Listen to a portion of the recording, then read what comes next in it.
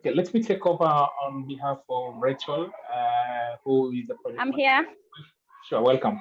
Proceed. Oh, hello, everyone. My name is Rachel Biscay, the Impact Field Host for Migration, and I want to take this humble opportunity to welcome to this session today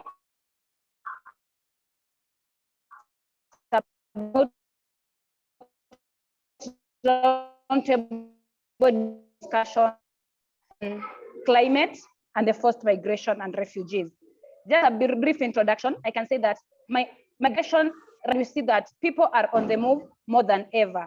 And so it is very, very important to collaborate and facilitate shared joint activities within experienced speakers and experts so that we can learn from each other. So in our today's session, we have moderators and speakers who are influential, and they really understand the issues of climate change and human mobility. And I want to welcome you officially to this session, and I will pass it over to Juliana Kio. Welcome once again. Thank you very much, Rachel. Thank you, Arun. Thank you all participants for joining this wonderful conversation. I hope that we are all going to enjoy. Basically, this is an African session. It's the first of kind in the virtual continental tour on migration and refugees. Like Rachel has said, migration is a global context, is a global issue. We are seeing people moving from different continents, a lot of conflicts. Others are looking for better opportunities. Others are moving as a result of disasters that we've witnessed, climate change. We've seen slides, we've seen eruptions, volcanic eruptions. So it's one of the discussions that we felt would bring people together for a sober conversation. Remember, the world is just closing out on the COP26, the conference of the parties, and 12th November in Glasgow, UK. This conference was bringing in people trying to unite the world for a common goal, trying to fight climate change. I know people are looking at climate change from different perspectives in terms of how the continents, how nations can adapt, how nations can mitigate, how nations can pull together in terms of finances, in terms of resources, in terms of collaborations towards fighting climate change. But then I feel people are looking at climate change and the way it's affecting development, but then it's how is climate change also leading to forced migration across nations, across continents? And before I go straight to the conversation, I want to introduce our today's speakers. We are joined by very influential, very empowered, very, people who are exposed to the topic. They are wealthy of knowledge, and I'm looking forward to hear what they have for us. So I'm going to introduce the first speaker, that is Theo Olanda. Currently is working as an Interpeace Senior Regional Representative for Eastern and Central Africa. He has over 15 years in peace building and experience in Asia and Africa. And we are looking forward to hear his experience in terms of handling forced migrations and the issues or the conflicts that come with it. Second, we are joined by Muthoni Thuku, a Kenyan. She's an environmentalist at Greenpeace International Change and Biodiversity. And the last speaker joining us from Nigeria is Chiziterem Onyenekwe. I hope I've mentioned your name correctly, and you'll forgive me if I didn't do it the right way. She's a human-centered designer, passionate about innovations, and basically she's looking at innovations that are environmentally sustainable, We appreciate her being nominated as a key speaker at the 9th edition of the World Forum for Democracy, organized by the Council of Europe. And in this forum, she addressed international diverse audience, discussants, and she managed to speak in presence of the Commissioner for the Protection of Equality in Serbia, Brakika, Jovic, and the realities of democracy and the environment in the Nigerian context. So yeah, welcome very much our key speakers. We are humbled to have you in our audience. We are looking forward to learn from you, to hear from you in today's topic. And maybe before I go to the topic and the key conversation, Onyenekwe, we are just closing out from COP26. Key issues that were discussed, key takeaways that were picked in. Any take-homes that you would wish to give to the audience before we start the session? Chiziterem, to you? Can you hear me? Yes. Can you hear me? Is it clear? I'm sorry, my background might be a little bit noisy. But can you get my point? Okay. So I wasn't at the COP26, but I was able to manage to check what Nigeria's contribution at COP26 was. And to summarize what Nigeria's contribution was, Nigeria was still talking about making more profit from oil, and I was talking with other delegates at World Forum for the Mukti and steps back and nationally determined and conventions back. They hadn't still met it. For example, I think it was about 100 billion that the global north is supposed to give to the global south to help them meet up with the challenges of climate change. They still haven't met up to that amount. And even countries like Nigeria are still taking 2 steps backwards. So I would say the take home is that we're going around in circles. We look like we're making progress. We get to a point and we discover that we're 2 steps back, 3 steps back, and we're not really going anywhere. So I think for me, the take home from here is not less about per se, but we've tried enough talking and activism and trying to pressure governments into this, and governments and institutions have learned the way of talking to us, making us feel like they are making progress. And then we find out 5-10 shortages on I can help these institutions, these governments, and make progress regardless of whether they want it or not. Because from what I've seen so far, the activism, the talking, the forced youth participation, they're just trying to please us with speech, and I'm not seeing any real action. Thank you. Hello. Thank you. Yeah, thank you. Thank you very much, Onyenekwe. Theo Olanda, I'm straight to you.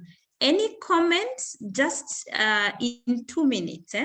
What were your take homes from the COP26 discussions? I think I gotta be completely honest with you. I've not followed this at all. So my role is I'm the regional head. I'm dealing with an enormous crisis in Ethiopia and a lot of programmatic things in Kenya and others. I simply haven't followed. All right. This conference, yeah. So straight. I wouldn't be able to. Okay, thank you. Then straight to the topic, to today's topic. I just want to give a very brief statistics on the new displacements according to the international or the global report on international displacement 2020.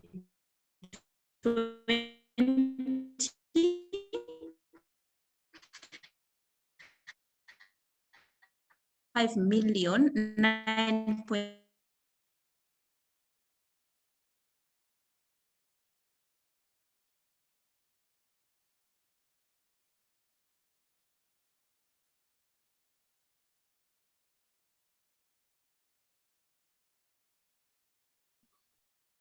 Hello, Juliana, are you connected?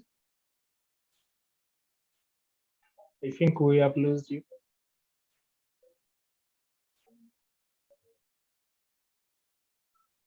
People, and specifically, we are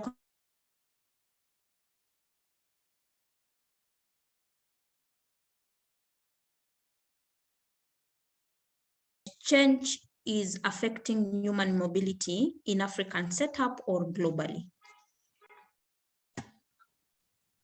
So maybe my key insights, and I'm really not a climate change expert in any shape or form. But I think you always have to sort of look critically at statistics and what they mean. And I think what the statistics that you just mentioned, in my experience, it's going to be really, really difficult to say what displaces people and what doesn't.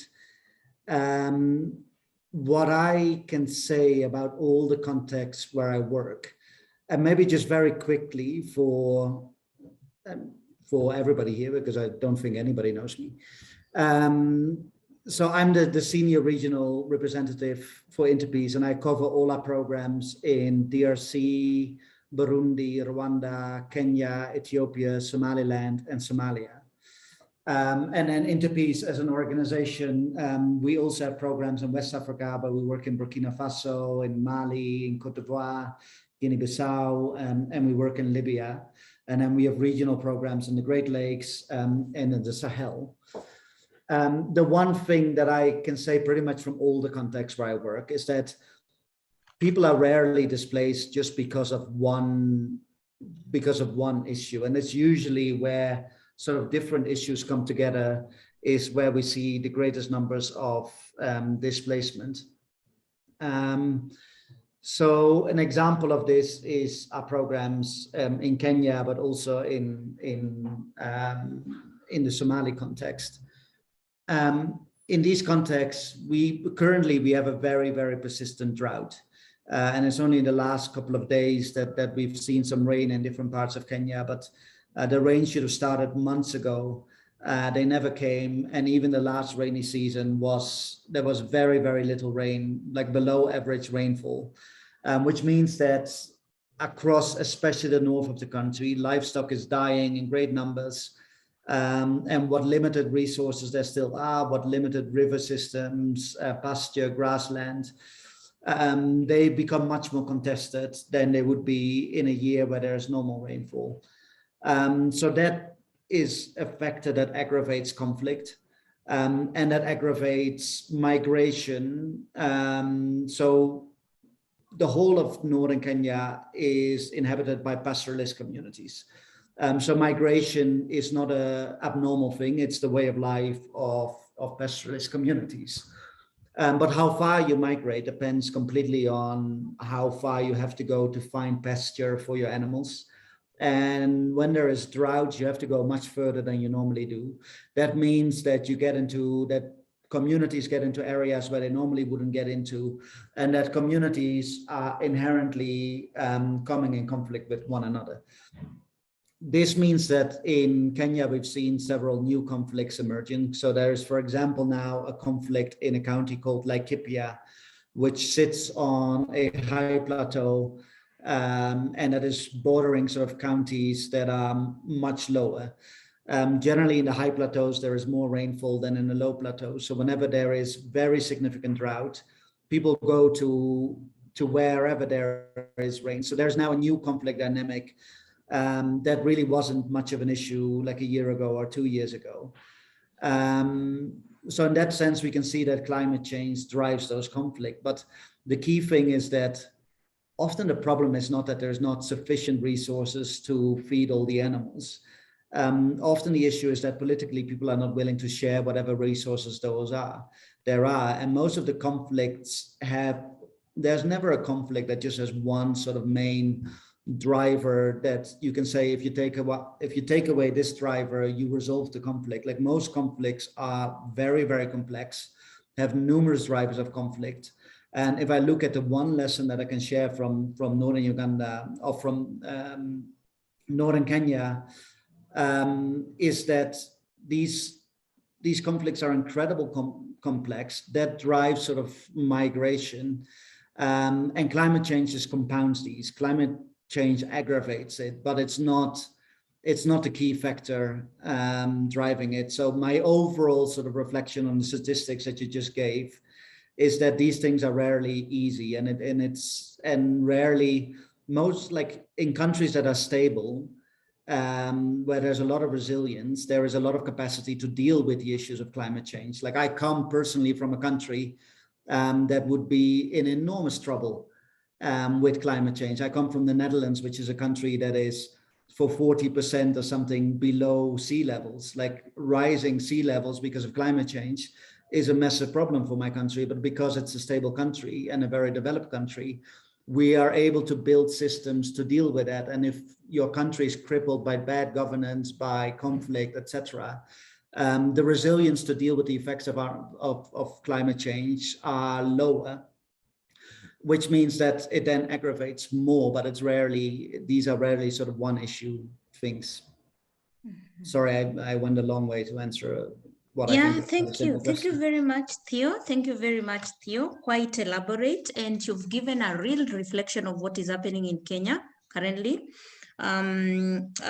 Communities are no longer moving from one place to the other as they traditionally did to look for pasture, and now it is resorting to a lot of conflict. And I liked one strong point that you mentioned, that people are not willing to share the resources that are available, and then the systems are also not providing alternatives and solutions to these the limited resources that are available for such communities, especially in the northern corridor of Kenya. Thank you very much, Theo. And we are looking forward to hear more after a few minutes. So I'll go straight to Chizi Terem Onyenekwe. Please welcome. What is your experience in terms of climate-forced displacement and migration in African setting? Okay, I have to check. Can you hear me? Yes. Hello, can everybody hear me? Yes, we can. Thank you. You can hear me. Mm-hmm. Good. So for the relationship between climate change and forced displacement, right? The fact is, climate change is a disruption between normal weather patterns that we're used to. We've based our lives on. We've based our livelihood, especially livelihood like agriculture. And we know that agriculture is the mainstay of African nations. Even in my country, Nigeria, agriculture is our mainstay. My mother loves farming. She farms a lot. And so we have patterns, weather patterns that we're used to, like patterns of rainfall, the rainy season and the dry season. And the climate change has disrupted a lot of these patterns. It takes the patterns to the extreme. So sometimes there's too little rain and it's not enough. And the crops that have been planted, animals that are banking on this rain, they don't see water to grow and there is no food. And then before you're recovering from that, there is too much rain. And so there is flooding. And you know, these crops, they are sensitive to water and they die from too much water. So whether there is too little rain or there is too much rain, the crops, the livestock and everything is destroyed. Let me put it like that. And so these effects, they lead to certain disasters like the flooding, the landslides, and even too much water, they breed disease vectors like mosquitoes. And you know, malaria is very rampant in this part of the world. So you're struggling with mosquitoes and malaria, and you're barely having food to feed. And these crops and these animals that they farm are sold to make money to live. And so you don't have enough to eat, you don't have enough to sell to get money, and you're falling sick. And the fact is, what makes people move, I personally grouped it into two, is because there is lack of food or there is lack of peace or security. A lot of these people, their life is based on farming. Their life is based on these basic amenities. So when you're in a place and one, they can't live there because flood has taken over their land, flood has taken over their homes. They have to move somewhere else where they can actually live. So if they're there and people and they can't get any way of feeding, they tend to, let me say, get into other businesses. Let me not call them businesses, get into other activities that will offer them a way of living. And to be honest, in Nigeria,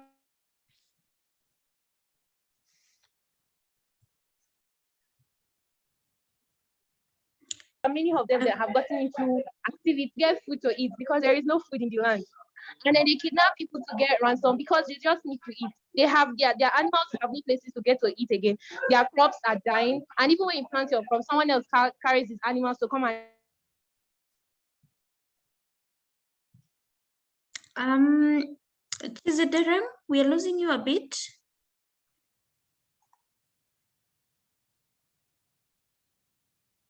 and eat crops in a low. Am I still there? Sorry, I had an incoming call.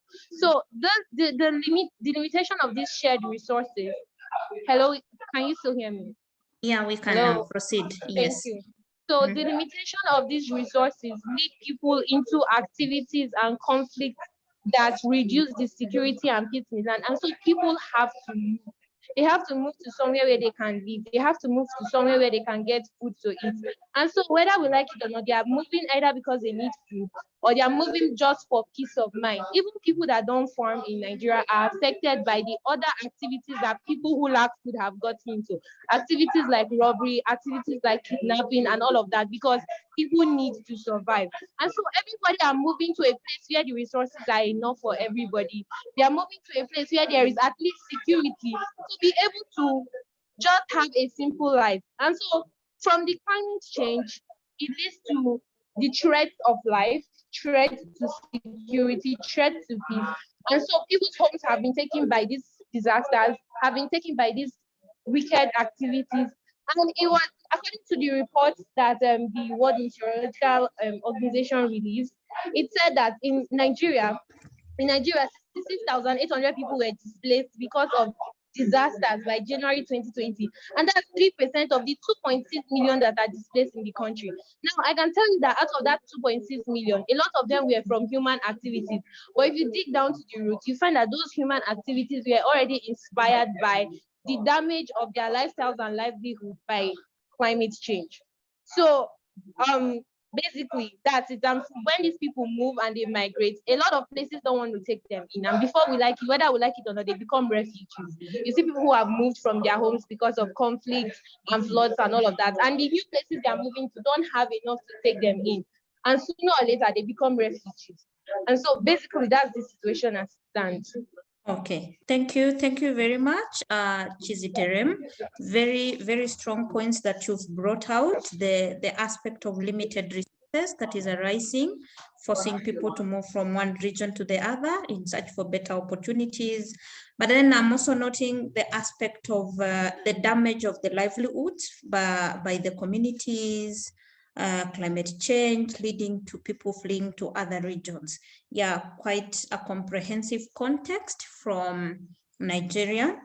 Then I'll go to the last speaker, Olive Thuku. I know she's in the house. Olive, welcome. Thank you, Julian. Okay. Welcome, take over the floor.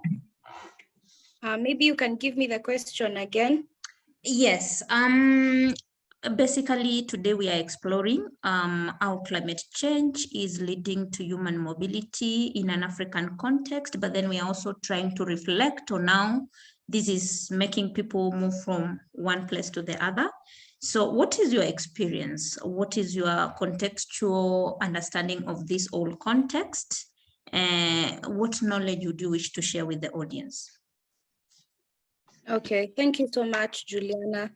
From an environmentalist's point of view, climate change has affected livelihoods. For example, when I look at Africa, it's divided into various climatic regions, and these climatic regions normally practice various economic activities so that they can support their livelihoods.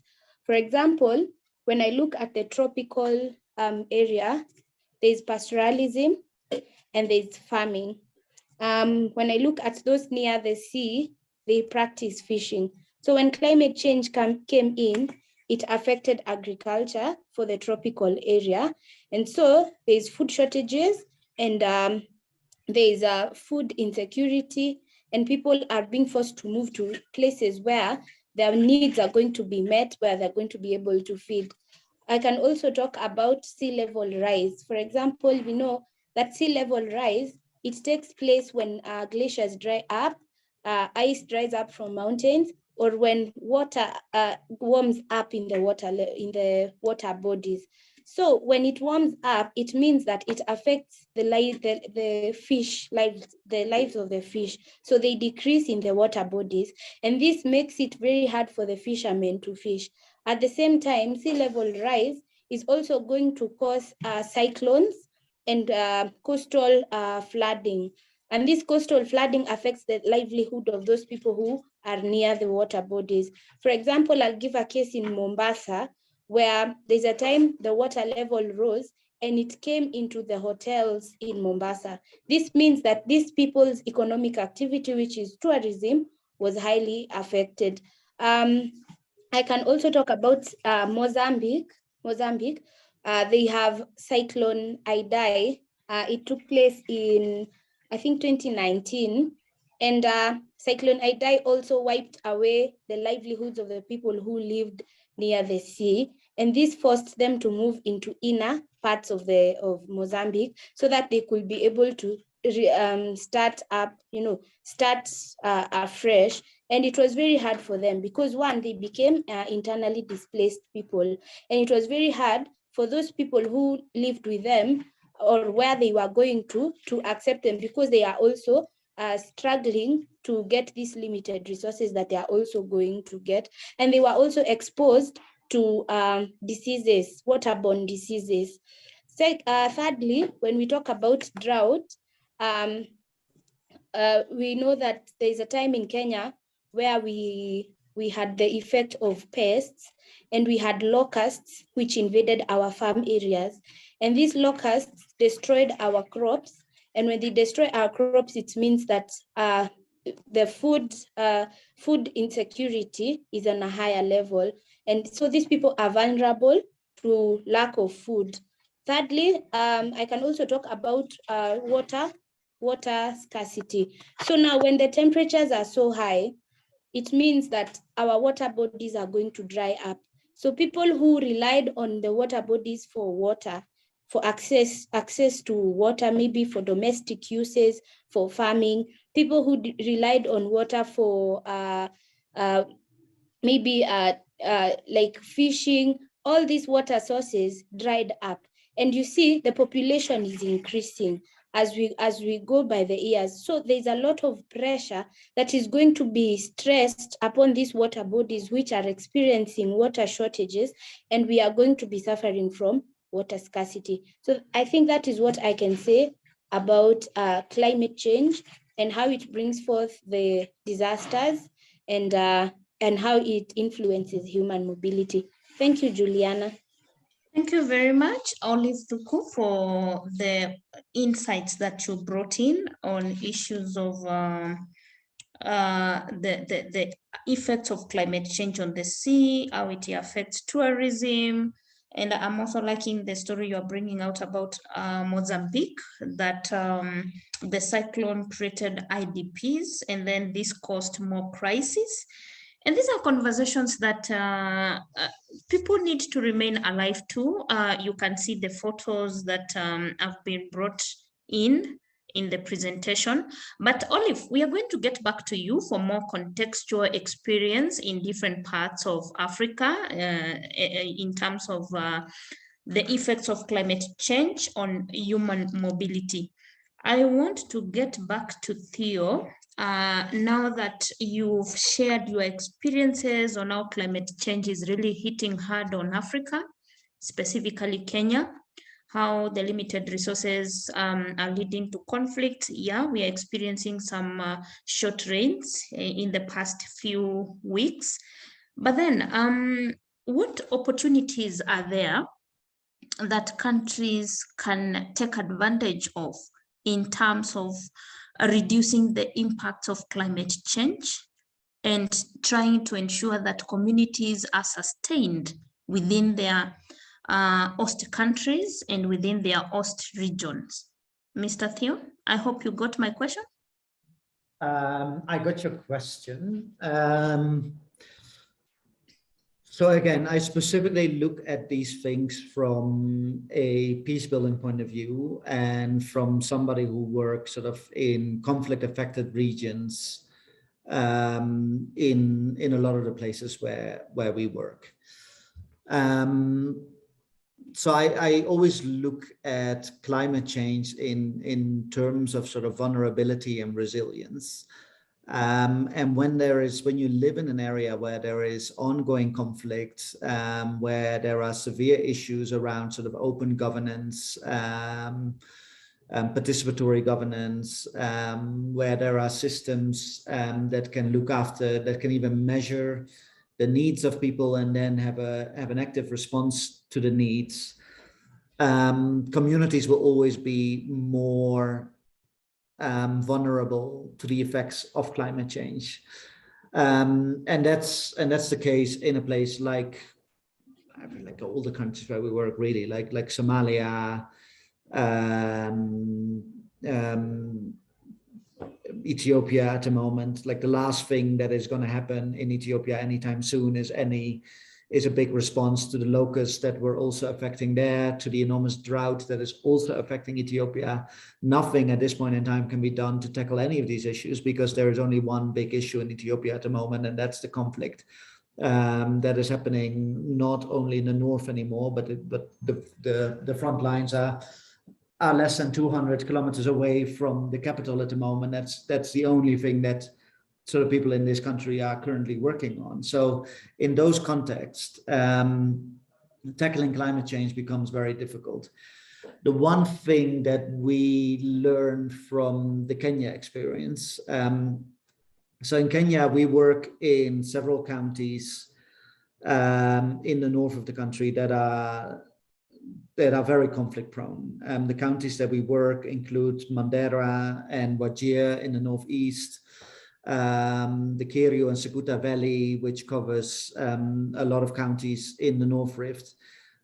These are places that have always been very arid and very dry, and where there have been sort of migration, where there is sort of pastoralist migration for as long as we can go back in human history.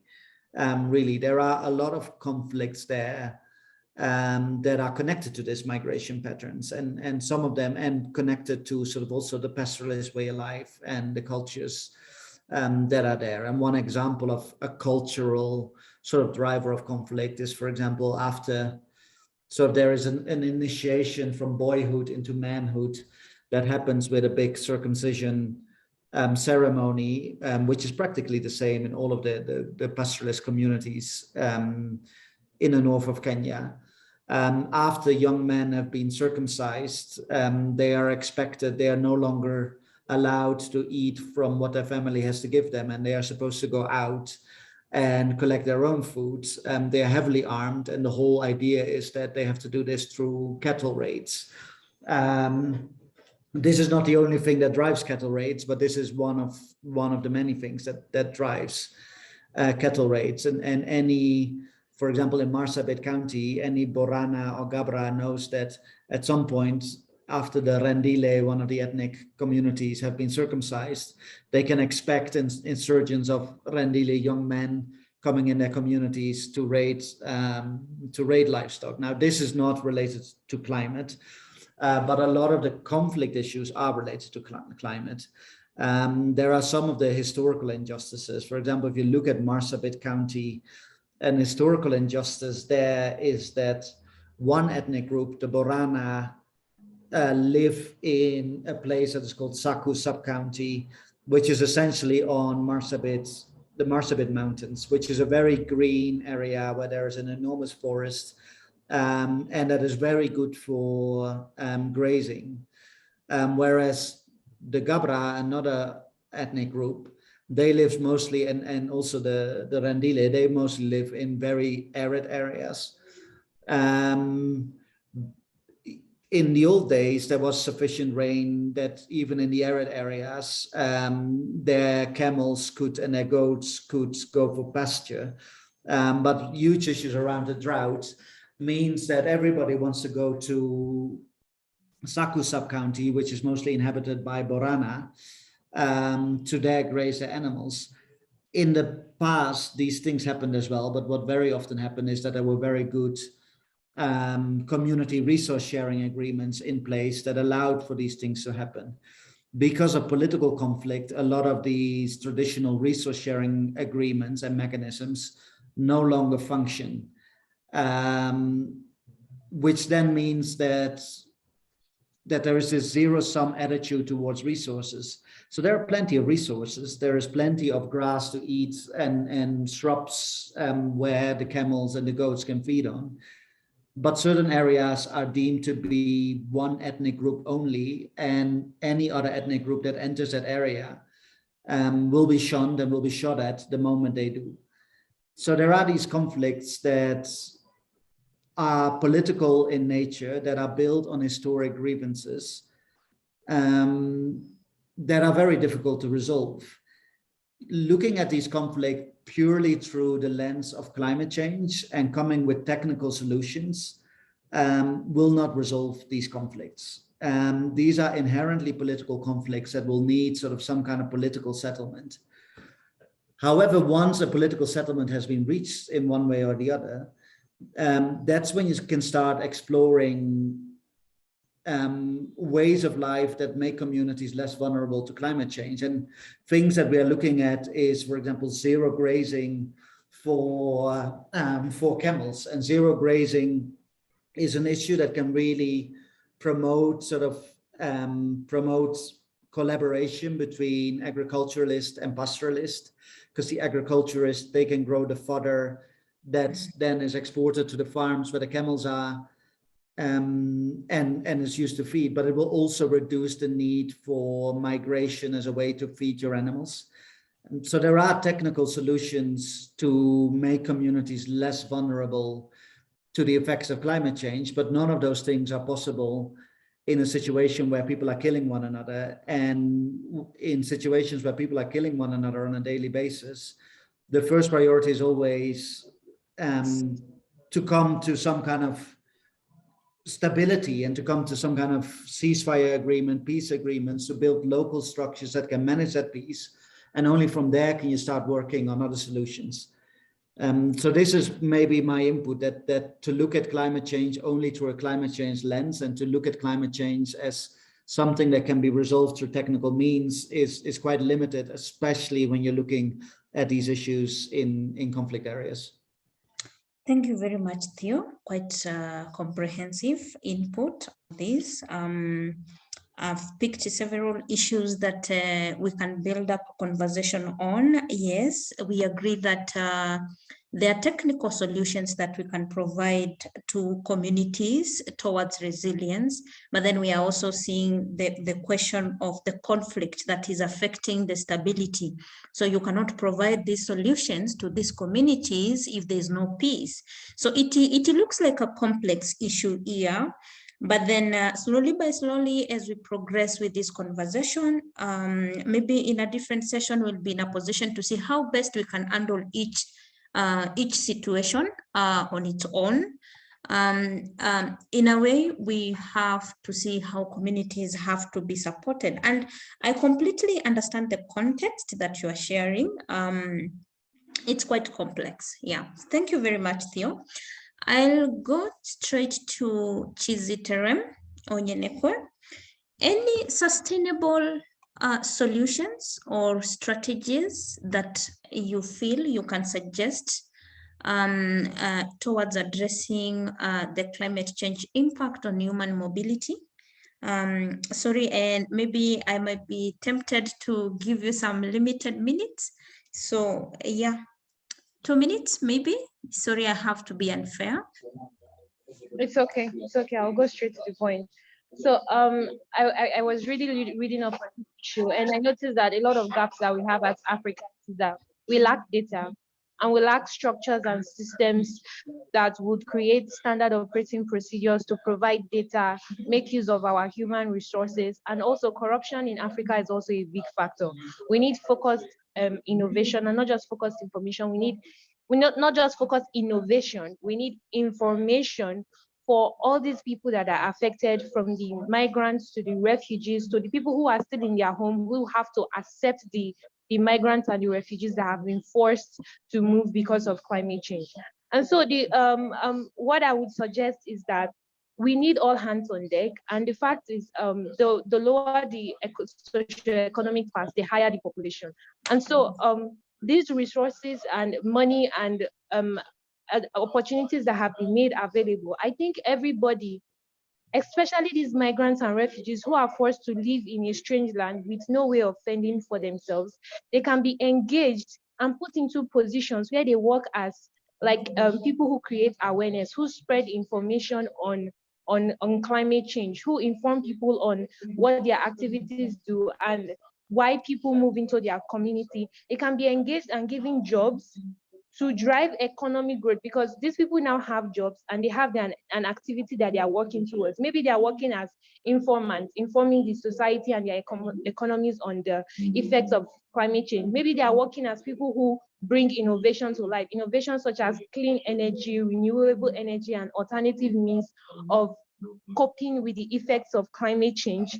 They can be engaged, and these IDPs, that's internally displaced persons, can be used to fill up these gaps. And then civil societies can also be engaged to pressure the government into doing what is right. Because the fact is, it's a large population of people and we cannot just leave them hanging while we're still struggling with the weight of the climate change. I believe we should make maximum use of our resources and our information, engage our minds, and also bring all these hands on deck to be able to do the groundwork that is really needed. Because as it stands now, the awareness level and the information level is poor, it's really low for a continent that is most hit by climate change. And so with the need for focused innovation, systems, and data to help us cope, we should engage all these people and maximize the resources we have. Those are my suggestions. Thank you. Thank you very much. Chiziterem Onyenekwe, very strong points. We should be focused towards innovations, and especially building on clean energy, sustainable energy, trying to mitigate on climate change. Thank you very much. Strong points. Olive, any sustainable solutions? Thank you, Juliana. So I noticed that one of the challenges that let me call them climate migrants, or climate migrants are facing, is that they don't have any laws that are protecting them as climate migrants. So one of the solutions that I would suggest is that there may be development of laws and or legally binding agreements that are going to protect the climate migrants. The second one I can say is international bodies can consider providing climate migrants with refugee status, because I was looking at UNHCR and I noticed that they term them as environmental migrants. So if they're given refugee status, I know some of their needs can be addressed. Then another solution is that as a country or as a nation, you can come up with climate change policies and strategies that can be integrated into the system as response plans, so that they can reduce the vulnerability of these people who are suffering from these climate change disasters. I can also talk about the implementation of medium-term investments to create more resilience to climate-related disasters. For example, in areas where now it's dry, like there's no water, we can provide an alternative of irrigation so that people are able to continue practicing agriculture, but now instead of highly depending on rain, we can also substitute it with irrigation.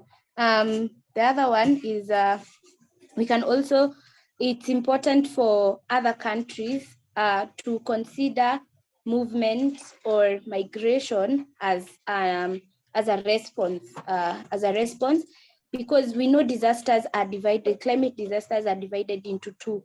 We have slow onset disasters, and we have rapid onset disasters. So for rapid onset disasters, they are given a priority because this is a disaster that took place and it has quickly interrupted the livelihoods of these migrants. But slow onset disasters, they are disasters that have been building up over time. So these people just have to respond earlier so that they are able to save their livelihoods. So now most countries, for example, in Tanzania, they do suffer from also extreme drought. And so because this is a slow onset disaster, they are not, migration for them is not considered as a response plan. But if it's a rapid onset disaster, it is considered. So I think it's important for other nations to also consider migration as a alternative, or as a strategy, or as a response plan. And I can also talk about maybe financing from higher bodies, the financing of programs that address the needs of voluntary or forced climate-related migration, so that they can be able to respond to climate change. Yeah, those are the solutions that I have. Thank you. Thank you very much, Olive. I'm picking quite a lot, and I hope every participant is also gaining a lot from all the three speakers. We highly appreciate. Allow me invite an expert who is in the room, Kelly Roberts Banda. I want to give you some space to also contribute to the conversation, because I understand that you are an expert in this field. Kelly, are you ready to contribute? Yeah, sure. Okay. Sorry, I didn't. I don't have anything to show, but let me speak up, and I hope I'm going to convey a message to everyone who is on this call. My name is Kelly Robert Banda. I'm a climate change enthusiast. I'm a climate change governance and policy consultant. Looking at this topic, and now let me relate it with where I come from. I come from the coastal region, a place called Kilifi, and I've been looking at the situation and what is happening within my area and the counties that I border. These are Tana River County, to the other side is Garissa, Lamu, and then to the other side is Mombasa. And you find there is a lot of conflict because of climate change. And this is brought by the kind of drought, animals dying, people dying because of hunger. And you find the herds or the herdsmen are crossing borders to this other side to come and feed their cattle, whereby this other side of the county also don't have enough food to feed their own cattle. They're dying. So what comes about there? You find now it's more of now conflict in terms of they want to fight because they want to fight for their animals to gain something they can eat. They don't want their animals to die. The animals need food and they need water, but in their area it's drought. This other area is also dry. But now the small areas where you find they want to fight over that piece of area so that each animal can get something to eat. And this is brought by the poor, how do I put it? Poor arrangement within the counties. Why? Because if the counties know about climate change and the effects of climate change, why don't they come with an idea of how to reserve their areas in terms of when this time of drought and famine come in, they can have some small feeds for their animals, or they can conserve an area for the animals to eat. Or they also, the issue of county to county coming together to speak about these things so that they can have a common area where they can always preserve when such times come. Their animals can always enjoy together and feed together, but that is not there. We don't have policies that are going to protect these migrants, the climate change migrants. We don't have laws in Kenya that are going to protect them. The county government have neglected these people. They are on their own, and if something is not done, the more conflict, the more people are going to die, because these tribes are fighting. The ones from Tana River coming to Kilifi County want to fight for the ones with Kilifi County who are going to Taita Taveta to feed also the animals. It's like the ones in Tana River are coming to Kilifi, where Kilifi is also dry, and the ones in Kilifi are going to Taita Taveta to try and get some feed for their animals. So it brings a lot of conflict within these counties. It brings a lot of conflict within these migrants and the communities at large, because you find like a herd of cows has been released out there. Someone has preserved a small portion of an area for his feeds. Then the cows come and feed the same thing. So you can imagine what kind of fight is going to be to go ahead there. They are even going to slaughter those cows that are there, and the people there are going to fight, and bloodshed and everything. So I feel like there is much to be done. We need to have technology on how we can we know that climate change is already there. So what can we do to make sure that the effect how do we do to make sure that there is mitigation measures, there is adaptation measures to this effect within the counties? Because when you talk of the state or the government, there's nothing much they can do about it, because you can imagine what Moyale is going through, what Turkana is going through, what Garissa is going through.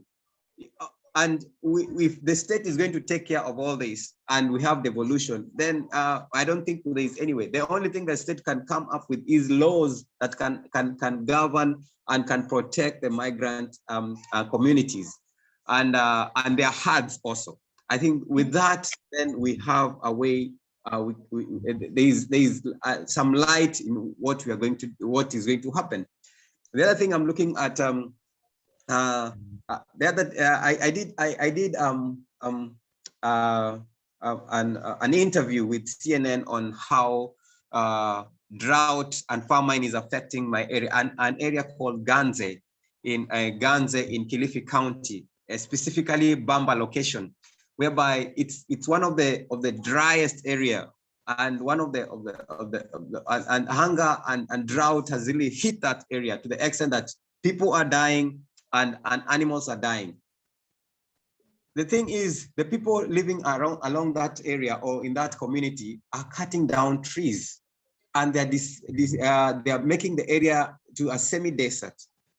What can the county government, how can the county government talk to these people, or the approach they can approach these people to stop cutting down trees and give them a solution to, because for them, they feel like cutting down trees is their only economical activity because the area is dry.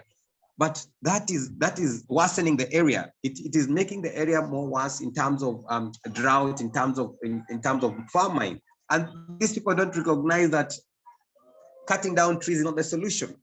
They need to plant more trees so that the area can at least attract rain. I think that is something, an awareness that needs to be done. In these communities, wherever they go, they need to be told that try and plant a tree where you're going, because you will come back to that place one day again with your herds, and you'll want grass, or and if that place is dry, and what will you feed your animals or your cattle?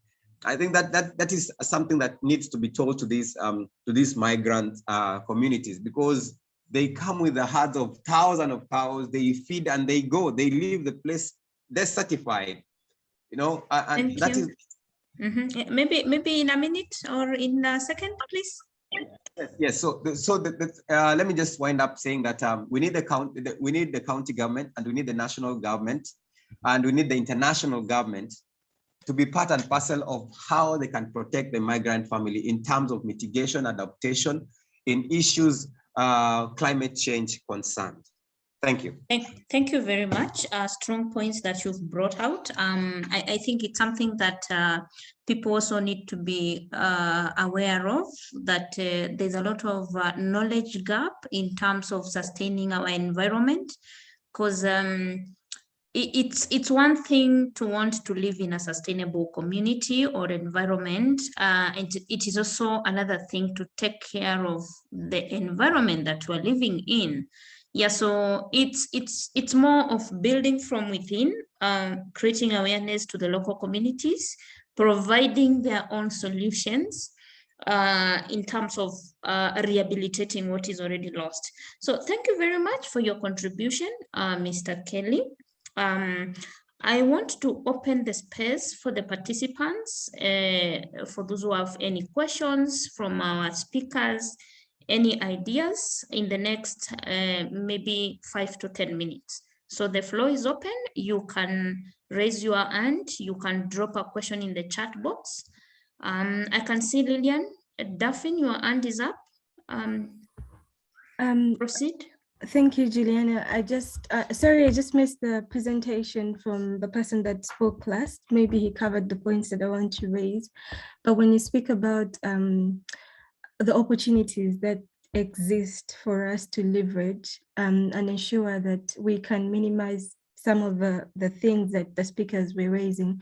First of all, I appreciate the honesty and the critical thinking behind all the speakers' points, but much more in reference to what Theo was saying, that climate change most of the time is not the key driver, but it aggravates what already exists.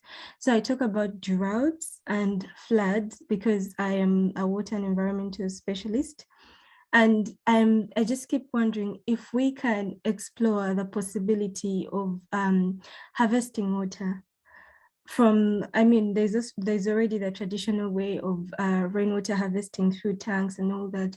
But when you think about hydrology, like groundwater harvesting and ensuring that communities have water even in in dry periods, and they can use this water to irrigate their crops for the communities that are not pastoralists, and then for communities that are pastoralists, that they can use this water for their animals. So I just wanted to raise that. How can we leverage a nexus between two climate extremes, floods and droughts, to ensure that we find an innovative solution for people to live on and in a way minimize migration or displacement that comes as a result? Thank you, and over to you. Thank you, Delphine. Maybe I'll pick another question before I hand over to the speakers. Victor, your hand is up. Okay, thank you so much. I don't know if you're able to get me. Yeah, we can hear you. Okay, I'm Victor from Kenya, and I run an organization that mainly focuses on health issue. And the purpose why I joined this is to share my correlation between health and climate change and the movement of the people. This last year, we responded to the rise of waters in Lake Victoria that affected the people around Lake Victoria region. And a huge number of people were displaced because of the rising of waters, and a number of them have not returned up to date. And so we realized there is issues around movement of these people being displaced. And again, there was no solution for where they're being taken, because the evacuation center are learning institutions. During that time, some of the learning institutions are in the lake up to date. So people had to organize how they are moving their children to other learning institutions. Secondly, you could see it in the national media that it was very evident that they are walking a lot far distance. Children were walking very long distance to access education because of that. Some of the health facilities are currently into water up to date. They are actually into the lake. And so the big question is that how are we making sure that human beings do not get, we don't get into areas that are meant for the lake? Because you realize people built their houses up to around 100 meters from the lakeside. So How are we making sure? How are we going to make sure that the policies around protecting such areas are there? Another thing is that I'm currently implementing another project in Garissa County that is dealing with access to reproductive health services. And when we are talking about access to health services, we're also talking about the well-being of an individual. These are areas that are really heated with the drought, and the moment they are heated with drought, we are looking at there is other health implications on immigrants. And however much we are talking about practices that they need to promote the environment and so on, we know very well that refugees' actions are limited within the country. Their movements are limited. Actually, up to date, our policy around Refugee Act, even the one that was signed, do not allow, restricts the movement. Access to alien card is still a hectic time. And so at some point, the activities they are supposed to undertake, that which can even safeguard the environment, are limited by the policies around there. And so how are we making sure that we are going to create a home for migrants? Because I can say that what is happening in Dadaab right now, we are not creating a home anymore. It's like these people, anytime we even threat them that they will leave and so on. And so those are some of the things that I would wish to hear, that as we talk about environment issues, how are we reducing the risk in relation to health service? Because health is what determines who you are. Thank you very much, Victor. I'll start with Olive. Can you have a word for the two questions raised by the two participants? Olive?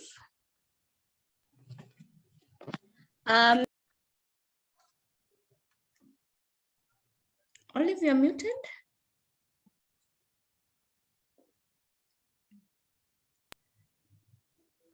Hello? Yes, we can hear you.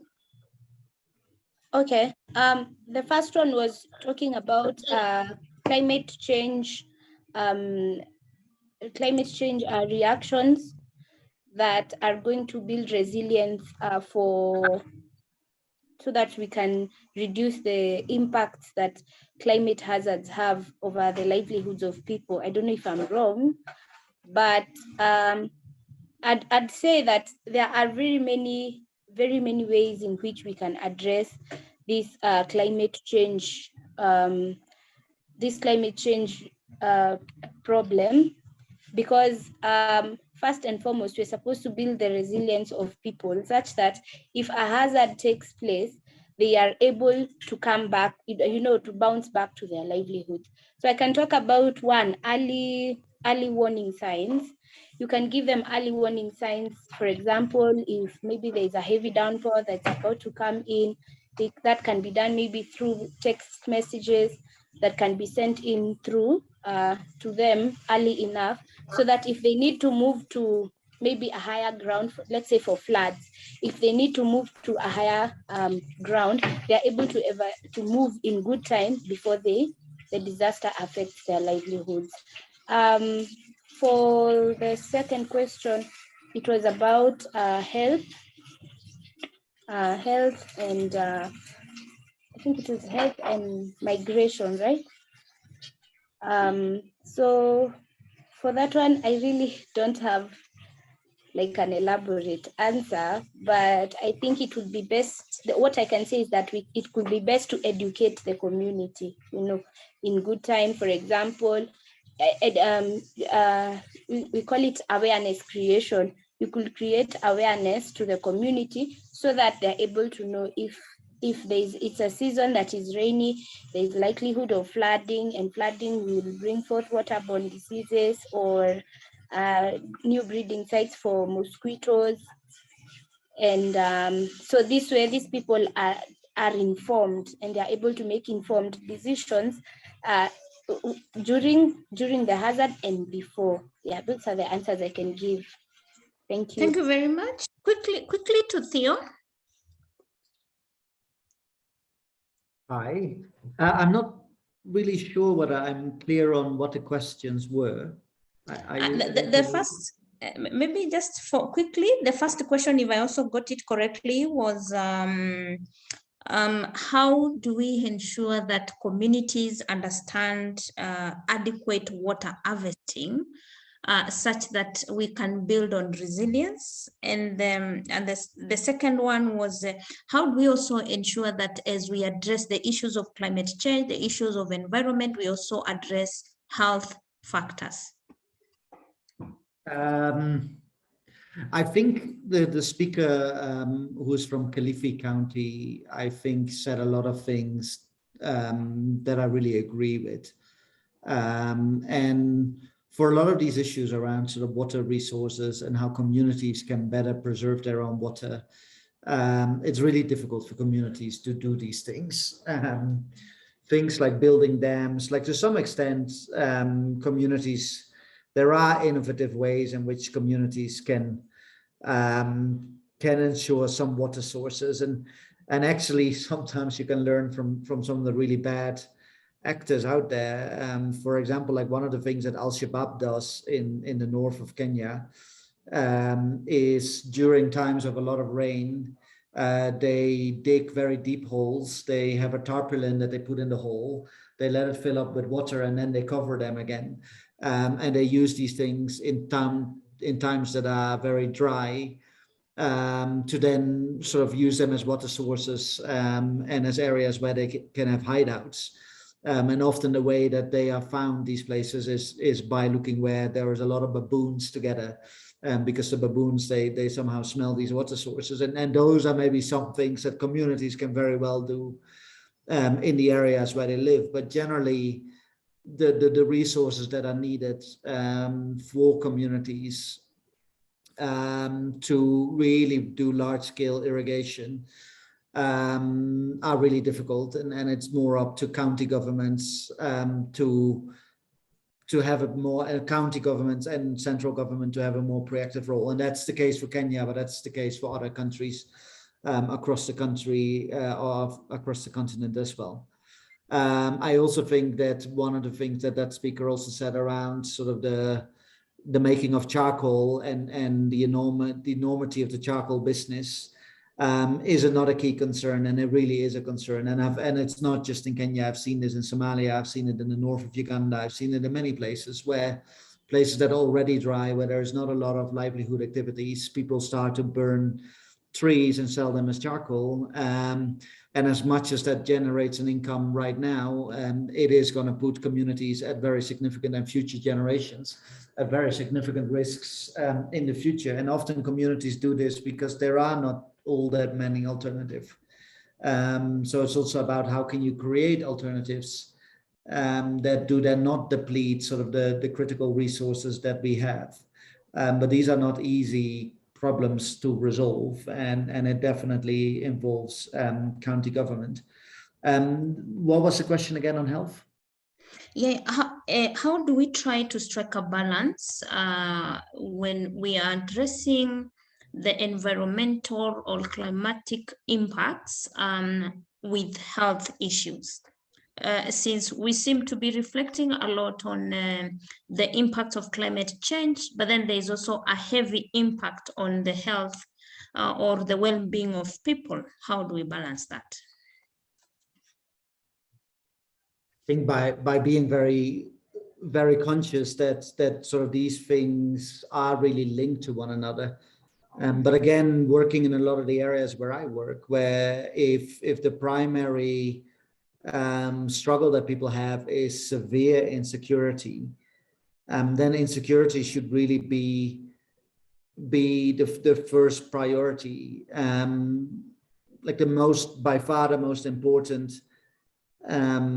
function of states and of governments is to protect their people, both in terms of security, but also in terms of access to justice, etc. And that is sort of the first one. A second one that comes is delivery of critical services, including healthcare, education, livelihoods, etc. So sometimes these things are not first priority, but these are very difficult questions, and I'm not sure whether I have all the answers. Okay, thank you very much. Quickly to our last speaker. Any contributions, Kizitiran? Any feedback to these comments or questions in 2 minutes, please, or 1 minute? Yeah, always 2 minutes. Okay. Anyway, so from what I got from the question, it goes back to the point that I made about focused innovation and engaging a lot of these individuals, first informing them and educating them on the climate change challenges, and not just educating them, now directing them and helping them come up with innovations that can take care of their specific problems, because not every community has exactly the same problem. And the way we're going to deal with the problem is not going to be the same from place to place. Some places are dry and they need more water, and so they need innovations that will help them harvest water and maybe channel this water into irrigation for their crops. And then some places need innovations that is going to help them with flooding, like the second question that talked about health institutions being flooded.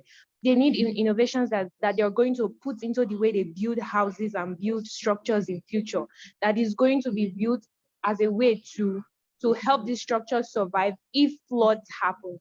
And when those floods happen, the waters are not going to be wasted.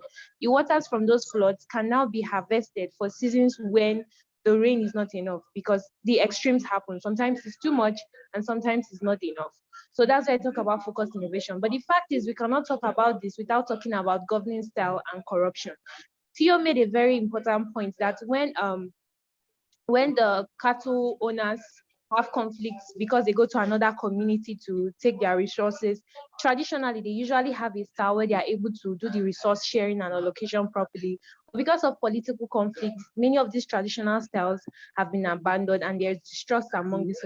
So we have to talk about the governing styles. We have to reason that the governing styles we're using in our communities a lot is not serving us as much as a lot of our traditional methods between community and community would have served us.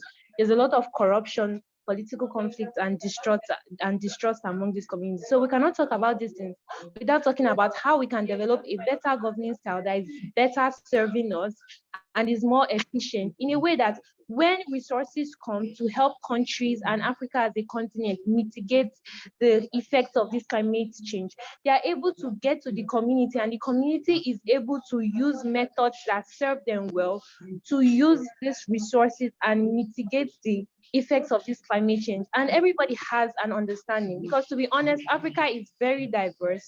And using this one size fits all, this one formula fits all, it doesn't serve us much. That is why I have my emphasis on focused innovation, not just on technology to use to manage our resources, but also on resource democratization and governing styles, resource allocation, and agreements between communities, migrants, and the host communities. Thank you. Thank you very much, Jerem. Okay. A very insightful contribution and feedback to the questions. So yeah, it's now 17:22. We have like 8 minutes to go. We've had a very beautiful conversation, very strong points coming out from the three speakers. Yes, we all agree that across Africa, there's a lot of movements, displacement, and basically these are climate triggered movements leading to conflict. It appears like a ripple effect to communities, to countries, and the different regions that our speakers are coming from. But we also appreciate that there are strong strategies that we can still employ, but like one of the speakers said, we have to be very focused, we have to be very deliberate, we have to be selective of what innovations, of what ideas that we need to use as we respond to these issues.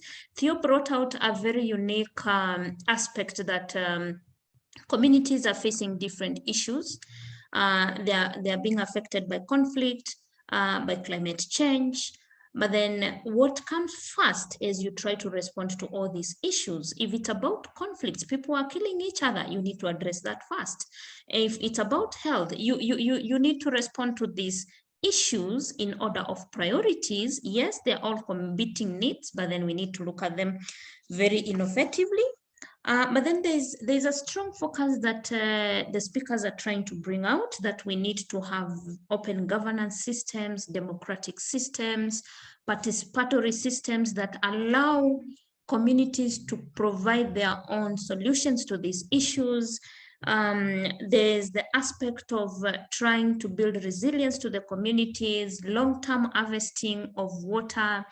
Yeah, I liked the conversation, and we still have a long way to go, but starting the journey is also a process.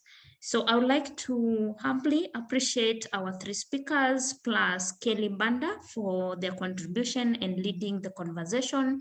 I want to appreciate all the participants for joining, listening into the session. And I want to appreciate our technical person, Mr. Harun, Madam Rachel Vichey, the program manager, virtual continental tour on migration and refugees. And lastly, I would like to wish you all a good evening, a good morning, a good afternoon from wherever you are joining us from. So I want to hand over back to Arun.